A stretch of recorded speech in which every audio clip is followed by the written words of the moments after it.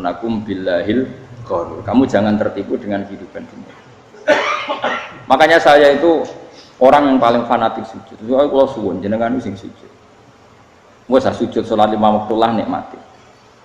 Karena sekali kamu terbiasa mensifati dunia ini penting, nanti kamu akan lupa mensifati akhirat itu penting. Dan itu awal kamu tergelincir dari ansawa isabil, dari jalan yang benar. Makanya tadi pepatahnya orang sufi apa? An-nasu niyamun wa idza matu indah. Manusia itu tidur, kalau mati baru. Terus contoh kedua begini. Kenapa Allah begitu murka ketika orang tidak mengerti hak-haknya Allah? Bukan karena Allah anarkis atau keras, memang secara akal pasti begitu. Saya sampai tak beda ini, lihat contoh gampang-gampang saja, tak wari logika. Kalau ada orang buta lewat kemudian nabrak tembok, karena apa? Karena buta kan? Buta itu maknanya apa? Tidak tahu. Akibat tidak tahu, nabrak tembok. Ya kan? Karena tidak tahu nabrak tembok, karena tidak tahu terjatuh di sungai, karena tidak tahu terjatuh di jurang. Sekarang juga sama. Orang karena tidak tahu pentingnya agama, tidak tahu pentingnya Allah, kemudian dia fokus ke duniawi. Akhirnya ya nabrak tembok. Natijanya sama enggak? Saya ulang lagi ya, orang buta karena tidak tahu nabrak tembok.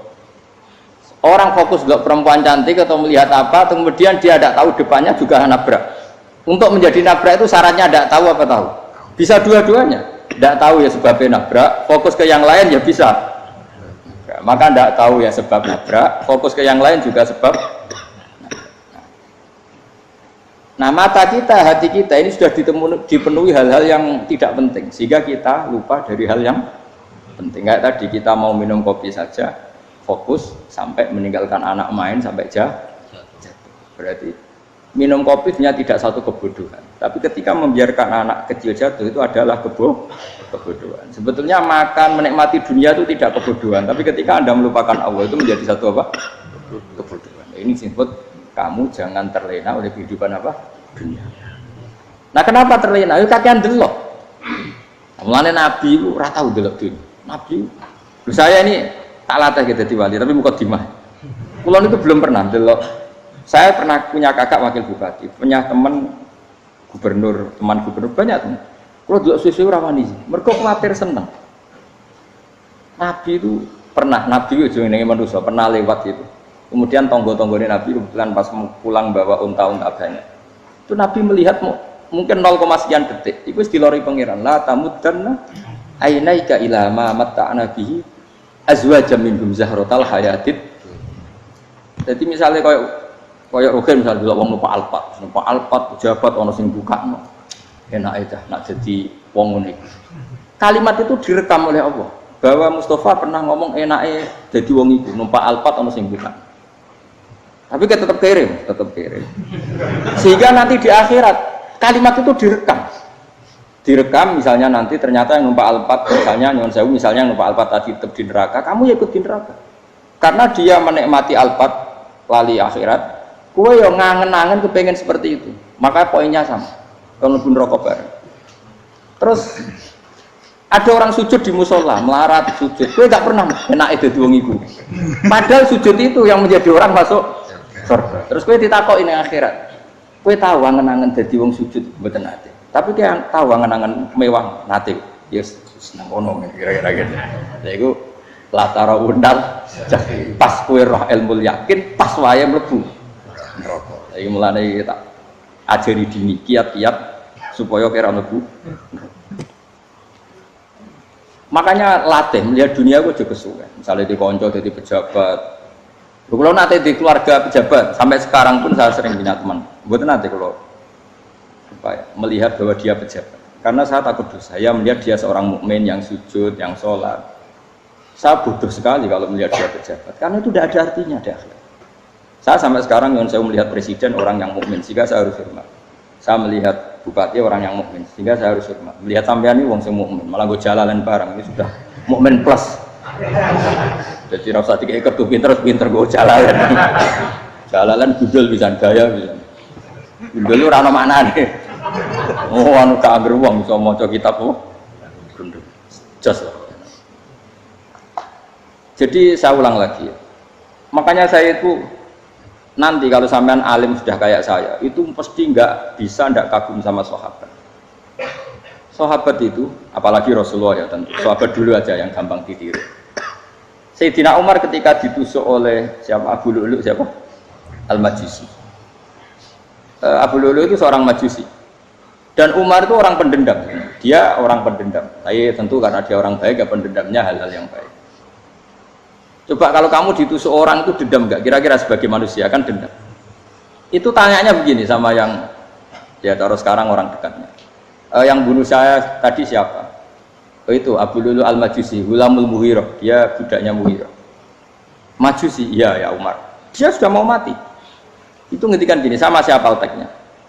Alhamdulillahilladzi lam yaj'al maniyati biyadi rajulin sajadalaka sajdah yuhajuni biha yaumal qiyamah. Ya Allah, terima kasih sekali ya Allah. Engkau mentakdirkan saya dibunuh oleh orang yang nggak pernah sujud. Kalau saja dia pernah sujud, maka dia berhak menuntut saya dengan sujudnya untuk masuk surga. Artinya gini, kalau dia ditusuk orang yang pernah sujud, misalnya Sayyidina Umar kok ditusuk oleh Ruhin, kemudian Umar Ruhin masuk neraka, aku tetap pedih Gusti. Isowai sujudnya dia menjadikan nggak berhak masuk neraka. Artinya Umar sangat hormatnya pada sujud itu, dia nggak berani. Jadi kira-kira kok Umar sujud kue, kok kira-kira rawani masuk anak kue mlebu neraka. Piye-piye di kekuatan sujud yang mempotensikan tetap dia masuk surga. Makanya dia seneng, dendamnya kesampaian. Syukur lah anak sing mateni aku ora tau sujud. Jadi tak patut nang neraka langsung bludeng ngene kira-kira gitu. Saking hormatnya ambek sing jenenge sujud. Tapi kita sekarang enggak. Rawong ning musala sujud, ya jeneng wong nganggur. Otak kita ini sudah PKI lah kan. PKI halus. PKI yang tanpa kartu, paham? Makanya Allah kalau muji sujud, enggak sampean tak latih supaya baca Quran yang benar. Kayak apa Allah bikin Ka'bah? Kayak apa mulianya Ka'bah? Itu dibikin Allah untuk apa? Lil akifina wa satusai warrukais sujud, dan untuk orang-orang rukuk dan sujud. Ketika Allah menurunkan rezeki di bumi dan di langit, itu perhitungannya Allah masih itu asli. Rabbana liyuqimus shalah faj'al afidatan minan nas tahwi ilaihim warzuqhum minas sama. Gusti, ben nak sujud ku kuat. Piye-piye manusa nak ramangan ra kuat. Nak is kuat dia tenaga yo ben sujud. Liyuqimus shalah. Ketika Allah muji orang baik, atta ibunal abidunal hamidunas saihuna satrusé arraqiunas sajid. Yang rukuk yang sujud. Karena tadi ketika nanti Anda di akhirat, kenangan terbaik Anda di dunia itu hanya sujud. Liane itu coba misalnya kena akhirat terus video disetel pas kongkoi ini perapatan. Bariku nglamonem disetel. Mungkin jadi pegawai negeri. Ngayal gajine sakmene, engko sakmene gue wayo, wan terus rekam kabeh. Oh ora sini wong. Terus tokoh idola sing duwe wae sing tumpakane Alfa di sekretaris saya. Iku mbok nang utakem iku berpuluh-puluh tahun. Dan itu jumlahnya poinnya misalnya 100.000. Bareng idol anu Kanjeng Nabi mau 10%, cuma gayanya mau coba sholawat, tapi sebetulnya agak tahu bayang ini miskinan Mbak Amit nih miskinan. Gayanya mau coba sholawat, tapi pakai orang tahu pengen melarat kayak itu direkam. Makanya dari Habib sing alim-alim nih, almar'u ma'aman ahabba hada tarhib wa tarhib. Kita ini kan sering dimotivasi mubalik itu kan saya naik dewi nang, harus pokoknya seneng Nabi swarga. Dari Habib sing alim nak ngritik, masalahnya dawe mu almar'u ma'aman ahabba. Wong dibarno wong sing diseneng. Apa kamu bisa menjamin seneng Nabi saudure seneng wong-wong itu? Jangan-jangan kita lebih berkeinginan seperti orang tertentu yang kaya raya, yang terkenal, yang hebat. Meskipun kowe oleh sana muni seneng Kanjeng Nabi. Jangan-jangan status cinta kita terbukti ke orang itu. Iya toh, misalnya gambarnya pasang neng kamar, wah, partai, uang, kuasa, terus kue nyumbang masjid nyuwun sewu mau 50.000, tapi bareng nyumbang untuk kemenangan orang itu 10 juta. Nyebut uang itu satu hari 100 kali, nyebut Nabi bedak sholat. Bareng dihitung, dipoling mbek malaikat, disurvei buat dipoling orang pokoknya. Dengan cara begini status senangnya orang ini ke siapa? Ya, ono pengajian sholawatan nyumbang 50.000, nanggo pemenangan sudah diundang hayya ala sholah melakukan ngenteni komat. Tapi nak diundang acara kampanye teko ngarep sedurunge 2 jam. Dari sekian di polling, terus kadar cintamu ke siapa coba? Dari sekian indikator misal cara polling. Jangan-jangan diputuskan lebih seneng ke itu. Ya sudah almarhum aman. Apa? Makanya kata orang-orang alim almarhum apa? Orang itu terserah disenangi. Masalahnya kita tidak ada jaminan lebih seneng Nabi. Ya orang itu jaminan. Saya aman misalnya. Hitung dewi-dewi. Rasa menang terus kok itu. So wis kadung terus. So wis kadung. Makanya Sufyan Ats-Tsauri itu jadi wali, kurang sama mergo ibadah akeh mboten. Sufyan Ats-Tsauri gurunya Imam Syafi'i. Jadi wali itu sederhana. Sama tak ceritanya orang-orang jadi wali dengan cara yang sederhana. Tapi kan niru copy paste ya, artinya orang apa ya, KW lah. Kalau niru gak apa-apa, tapi KW kebaikan. Sufyan Ats-Tsauri itu ditanya, kenapa kamu sedekat itu sama Allah dan Anda keramat? Jadi resepnya begini, saya itu belum pernah ke masjid nunggu adzan. Paling gak setengah jam, 1 jam sebelum adzan itu saya sudah ada ke masjid. Ditanya, kenapa begitu? Ketoknya kok kawula sing elek, moroe ngenteni diceluk. Terus ngerti nak waya yak ngono kok Allah nyeluk. Misalnya saya punya cah dalem atau saya punya karyawan, tiap jam 8 itu buka toko. Nah, bayangno iki. Saya punya karyawan tiap jam 8 tugasnya buka. Selalu buka tokonya ngenteni tak panggil. Hen Rohen, toko buka. Siap. Tapi besok yang ngono lagi, hen jam 8 buka. Siap. Tiap hari gitu, kira-kira darani karane ku goblok apa sopan? Kira-kira enggak jawab deh. Goblok kritik terus kowe gitu. Nah, Sufyan Ats-Tsauri tidak mau gitu. Wis ngerti nek Allah ya mono wayahe manggil. Dadi ya kerja malu wis ning kono. Dadi nek Allah ayya ala salam pun Gusti. Ayya ala salam pun penting mriki. Itu sudah jadi wali. Oh, itu saya buat tiru tapi kawin. Enggak masalah, tapi ini kan resep, no. Lho mangkel lo gak kira-kira. Ono karyawan tiap jam 8 kon buka toko. Selalu marane ngenteni di pagi. Jadi wali dulu tuh punya cara muamalah sama Allah tuh luar biasa. Ya ora usah mbok tiru terus kemen dadi wali wis ra iso kadung salah. Biasa wae. Aku lah nganti saiki ya biasa wae. Aku mau masjid ngenteni mekomat ya biasa wae.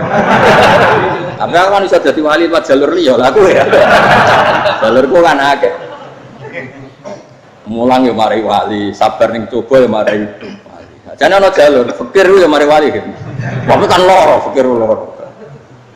Jadi Imam Adil ya wali, di bojo judes itu wali, masyhur. Ana wali ku barokah di bojo judes. Iki ya jalur dadi wali. Wah lebih ngeri lagi. Ngeri tenan nanti akhirat dijak wedi. Dari anak jote wae kan. Para suami takut istri silahkan baris, bareng sing wis baris, bareng sing wedok. Pak rene tetep moro-moro. Wong wedi bojo kegawangan ini akhirat bahaya, you know. Yes. Bahaya wedi bojo nganti kegawan apa? Tengah akhirat. Masyhur jadi cerita-cerita wali wis. Ya saya ulang lagi ya. Latih, meskipun dari kecil latih. Makanya kamu tahu kenapa Quran itu kalau ngendikan sujud kayak gitu spesial. Balillah fa'bud wa kum minas syakirin. Jadi meskipun kita di dunia umumnya orang saya makan, saya minum. Saya juga punya istri, punya keluarga, punya apa. Tapi saya belum pernah melihat anak saya itu sebagai anak saya. Saya kalau melihat anak saya ini teman sujud saya, nanti yang meneruskan sujud saya. Saya tenan kulon bolak-balik ditanya istri saya dan agak-agak marah. Gus Pak, kenapa kamu hormat sama anak sampai gitu? Kalau nanti manja gimana? Kalau terlalu manja, saya bilang itu udah anak saya. Itu nanti yang meneruskan sujud saya, meneruskan rukuk saya. Saya nanti pasti mati dan saya butuh di bumi selalu ada yang sujud sama Allah. Dan itu yang paling dalam otoritas saya itu anak saya. Orang lain itu enggak dalam otoritas saya. Jika kita melihat anak itu ini penerus sujud saya, penerus rukuk saya. Kita enggak sudah duniawi sekali. Rumah tanah, anak tua ben di rumah. Kapitalistik. PKI lah pikirannya yang ngono Cina ya ngono. Wong fasek-fasek ning dalan ngono kowe nggawa jalalan ngalor itu percaya ngono.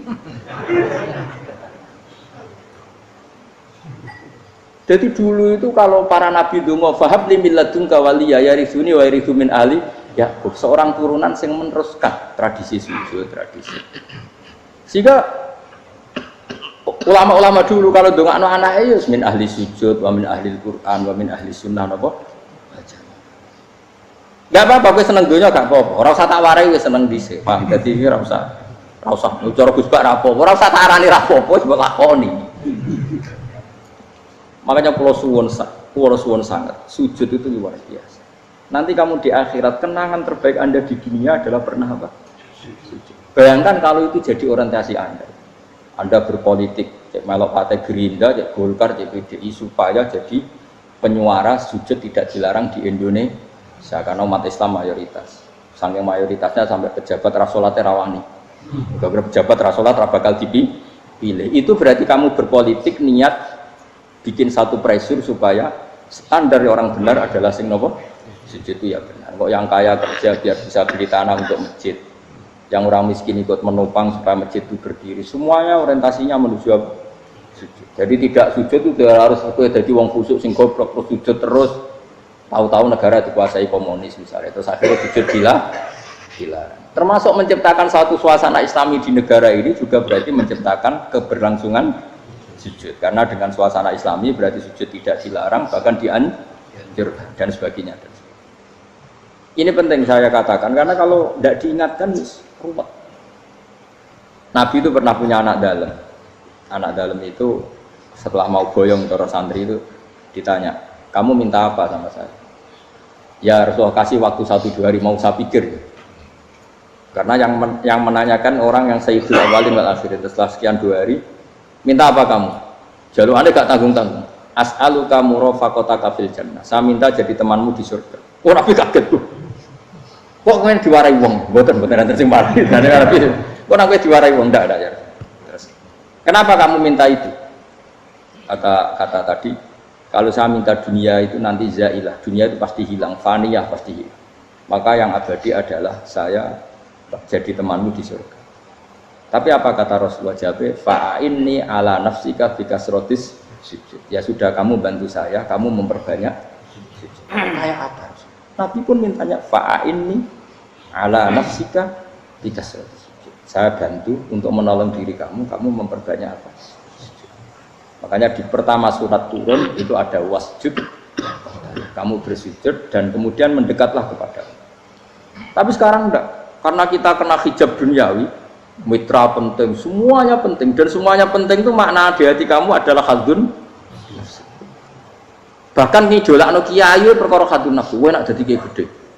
Wah, teko ditolak al-badru.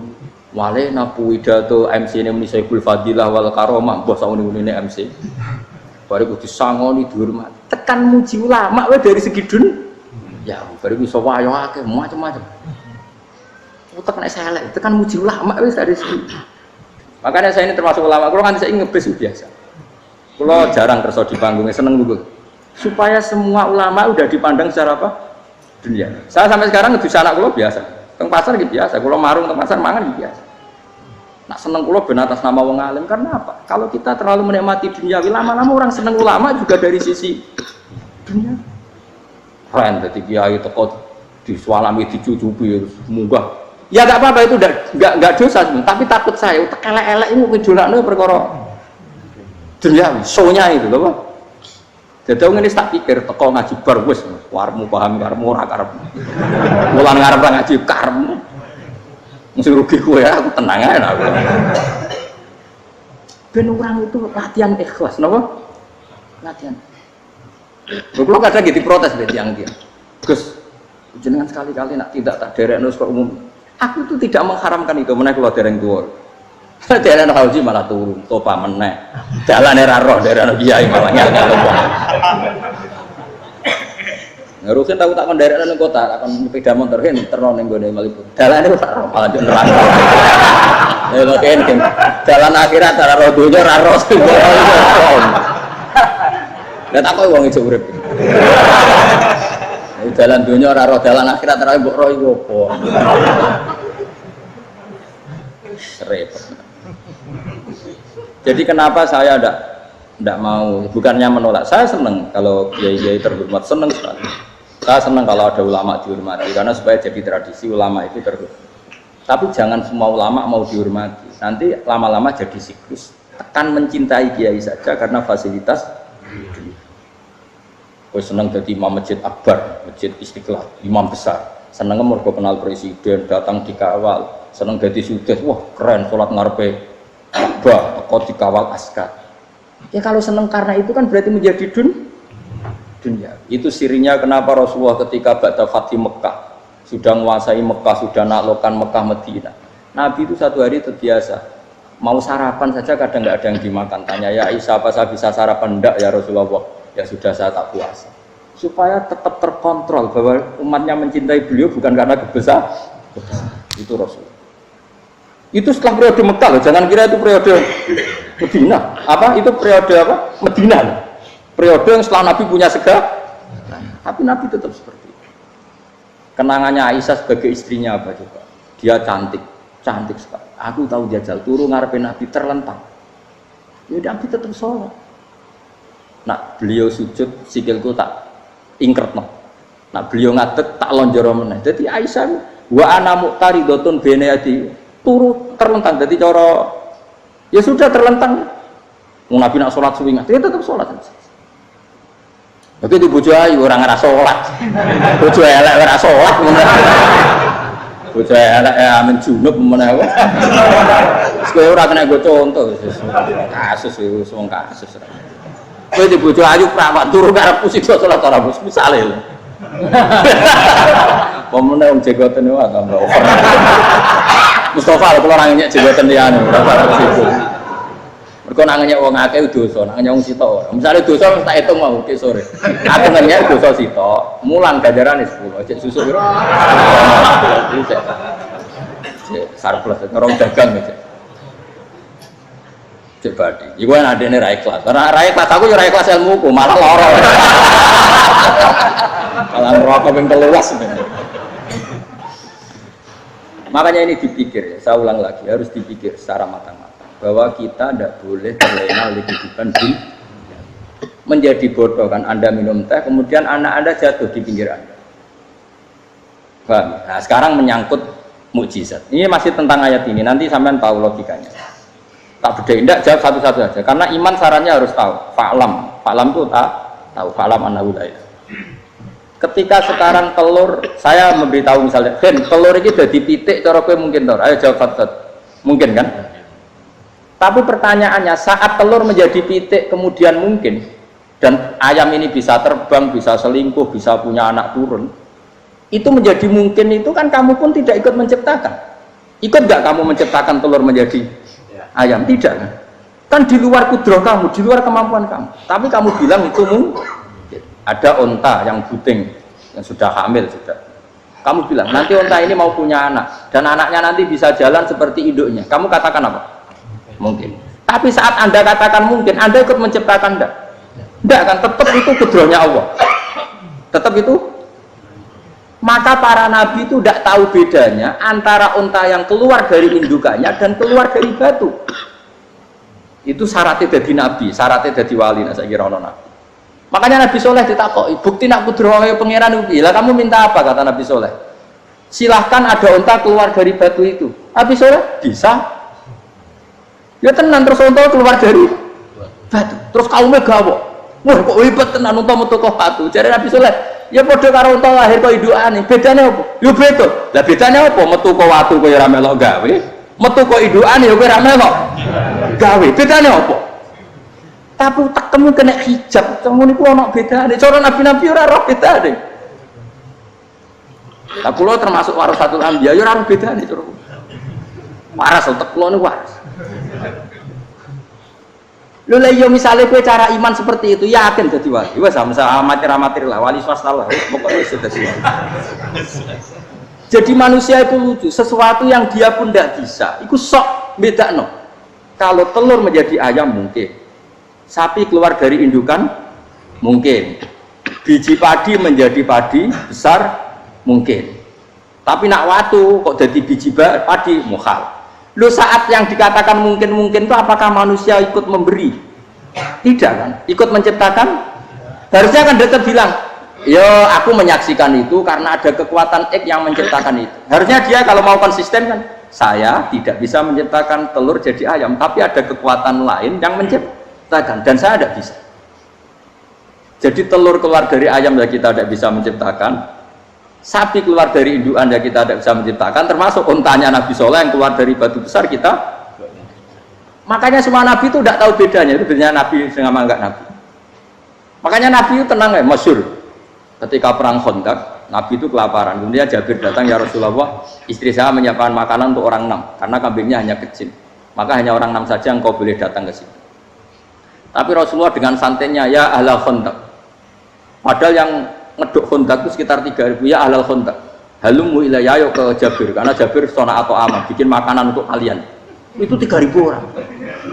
Wah, Jabir mati-mati sama, sudah bilang untuk orang 6 Nabi, ya apa-apaan orang banyak. Itu mesti tidak cukup, kita mana? Nabi santai, bilang ke istri kamu, Jabir jangan buka makanan itu kecuali ya, pakai Nabi matur pengiran, Gusti ini cukupkan untuk orang banyak, sama Allah di ACC ya terus cukup. Karena bagi Nabi tahu betul. Sekarang ketika beras menjadi beras, apa dalam kudrah kamu, dalam kemampuan kamu, enggak kan? Ketika sistem tubuh kita makan kemudian jadi kenyang, apa dalam kemampuan kamu? Kue muni mangan maknane sego bolebokno mulut, terus kue darani punya kemampuan makan. Apa setelah itu kamu mengendalikan sistem saraf kita, sistem urat kita? Enggak kan? Jadi Nabi itu ora bedane, justru itu jadi Nabi. Karena dia enggak pernah terjebak, Nabi enggak pernah terjebak oleh yang pilih. Makanya cara pangeran, wa ma min dabatin fil ardi wala ta'iri yatiru bi janahihi illa umamun amsalukum. Ketika orang kafir minta bukti kudrohe Allah iku apa? Kanjeng Nabi didono manuk. Lah manuk terbang bukti kudrohe Allah. Ya biasa manuk terbang, wis suwe nak manuk terbang. Bukti kudrohe ning ndi? Iku teke wis semper. Lha bukti kudrohe ya kowe ora iso gawe kan? Tapi maksudnya wong kafir bukti kudrohe pangeran ku gawe unta kok watu. Lah bedane apa mau hale unta kok watu ambek kok indukane? Bedane apa jajan? Wong ibuke unta ya ngrasa gawe. Apa ibuke unta bisa menciptakan anak-anak unta? Kan tidak bisa juga. Manusia juga ada. Jadi itu wis cukup jadi kudrohe. Tapi manusia angger barang sering terjadi darani mungkin. Maknane mungkin dekne sing nentukan mungkin atau tidak. Padahal zaman mungkin pun dia ada ikut menciptakan. Ini lagi. Makanya itu kenapa Allah akhirnya bikin mukjizat supaya orang itu ingat kedahsyatan kudrohe Allah. Sebetulnya mukjizat itu tidak penting. Maksudnya tidak penting tadi untuk iman sebetulnya tidak perlu mukjizat. Makanya ketika Rasulullah SAW ingin nuruti mukjizat yang diminta orang kafir, Allah malah ngelingno inna fi khalqis samawati wal ardi wakhtilafil laili wan nar. Sajane ana langit, bumi, ada lautan, ada apa sudah bukti kudrohe. Nah sekarang mukjizat kok ngenteni unta keluar dari apa tadi? Batu, untane Nabi Soleh. Lautan merah di sebelah tongkatnya Nabi Musa terus terbelah. Itu dari mukjizat. Kalau itu maknanya mukjizat karena manusia tidak mampu, apa manusia mampu bikin lautan? Kan tidak mampu juga. Kenapa itu tidak dikatakan mukjizat? Lagi-lagi karena wis kena mataul huruf. Paham jelas ya? Makanya kata Allah, saiki wong ora percaya hari kebangkitan. Alasannya masa manusia jadi tanah menjadi manusia? Memangnya manusia yang sekarang hidup itu dari apa coba? Sehingga nado melok pilek, pilpres, melok dukung mendukung itu memangnya dari apa coba? Dari tanah kan? Mestinya hari kebangkitan sejati ya sekarang ini orang-orang dari tanah sekarang berkeliaran ini harus go jalalan ngalor ngidul maknani. Itu ya kok lemah. Kemudian setelah jadi tanah mati orang engkar, wah ini nggak mungkin jadi manusia lagi. Padahal zaman sekarang jadi manusia itu karena kudrohnya manusia apa karena Allah? Karena Allah. Dan manusia sekarang dari tanah apa enggak? Dari tanah. Harusnya ya berpikir seperti itu. Kalau kudrohnya Allah bisa menjadikan manusia sebanyak ini dari tanah, tentu Allah tetap mampu nanti setelah jadi tanah menjadi manusia. Itu malah nek kula nu wedi urip nggih wedi tenan. Karena tadi dari hidup menjadi tidak tahu. Annasamun wa idza matu tidak tahu. Kita semua hanya tidur, setelah mati baru karena baru tersadar. Makanya analogi itu penting, kias itu penting. Ya saya beri contoh berkali-kali, saya menyontohkan. Sampean tak warai hujah ulama. Nanti pasti sampean taslim itu pasti nyerah. Kalau kamu disebut jeleknya oleh orang lain, kamu mangkel nggak? mangkel kan. Itu Imam Ghazali gini, kamu tak kasih resep supaya kalau ada orang mengingatkan kejelekan kamu itu tidak mangkel. Apa itu resepnya? Misalnya gini, di baju saya ini, inna fi thawbika akroban wa hayatan. Di baju kamu itu ada kalajengking yang berbisa atau ada ular yang berbisa. Ada orang mengingatkan itu. Kamu terima kasih apa enggak? Terima kasih. Karena ada sesuatu yang bahaya di diri kamu, diingatkan, dan karena diingatkan itu Anda terus bisa menghilangkan sesuatu yang bahaya tadi. Sekarang kamu punya sifat hasud, sifat dengki, sifat riya, sifat-sifat yang buruk. Itu sesuatu yang mencelakakan kamu di akhirat. Kemudian ada orang mengingatkan itu, harusnya kan kamu matur nuwun karena sifat yang buruk kamu diingatkan, kemudian kamu berusaha wong diingatkan ada kalajengking yang hanya madorot di badan kamu saja kamu terima kasih. Ini diingatkan ada hasud dengki yang madorotnya dunia akhir, kamu tidak terima kasih. Jadi itu ulama dulu. Jadi kalau bikin hujah itu gampang sekali. Sehingga ulama dulu kalau berdebat kemudian diingatkan temannya, kalau dia salah misalnya, itu ya tenang saja. Karena mereka cukup punya akal, punya analogi untuk nganggap itu biasa. Kayak diingatkan ada kalajengking di tubuh kamu. Kamu matur nuwun nggak sama ingatkan? Tadi saya ngaji sore, ngaji di sini cerita. Kila itu Imam Ahmad. Itu mudah mereka iman sama Allah dan Rasul. Maka yu'minu billahi wal yaumil akhir falyukrim apa? Jaru. Kalau kamu iman sama Allah dan Rasul maka muliakan tetangga. Itu ada seorang ulama dipanggil tetangganya, ayo ke rumah saya. Setelah sampai, dah pulang saya tidak jadi butuh. Sampai di rumahnya dipanggil lagi. Ke situ lagi, dah pulang lagi saya sampai 3 kali. Itu si ulamanya senyum-senyum santai. Ketika pemuda tadi insaf dan minta maaf, kenapa Pak Ulama kamu kok tenang saja? Jawabannya enggak. Kata Rasulullah, saya disuruh hormat tetangga. Saya senang sekali bisa melakukan perintah Rasulullah. Jadi saya nurut kamu itu tidak ada urusannya dengan kamu karena perintahnya Rasulullah. Nangis pemuda tadi. Kalau kita kan enggak, gengsi dong, giambar. Ini kan kita gayanya mulai sunnah Rasul tapi uteknya jihadun. Nah kalau kamu sudah gitu, tak daftar udah wali, mbok KPU-nya oleh nyetujui mbok kapan roh nanti. Daftar. Saya ulang lagi, jadi kamu harus terbiasa dengan kias yang diajarkan Quran ya. Jadi ketika bibijian jadi pohon besar, itu pun kamu katakan mungkin. Padahal ketika kamu katakan mungkin, kamu pun tidak ikut menumbuhkan bibijian jadi pohon asam yang besar. Itu menunjukkan kudrohnya Allah. Artinya sebetulnya kamu hidup semuanya itu hanya menyaksikan kudrohnya Allah tanpa kamu memberi kontribusi. Kenapa kamu yang menentukan mohal dan tidak mau? Harusnya mau taslim menyerahkan diri nak kabeh mau nyakseni kekuasaane Allah. Itu sing dimaksud Quran apa ya tanazzalul amru bainahunna lita'lamu annallaha ala kulli syai'in qadir wa annallaha qad ahata bi kulli syai'in ilma. Alam raya dibikin variasi kayak gini mau tujuannya Allah supaya kalian menyaksikan kemampuannya. Warna jelas ya. Makanya ketika ada pangeran, ketika bumi yang sudah mati tak hidupkan dengan hujan, begitulah kadzalikan nusyur. Ya kira-kira seperti itu proses sesuatu yang mati menjadi hidup lagi.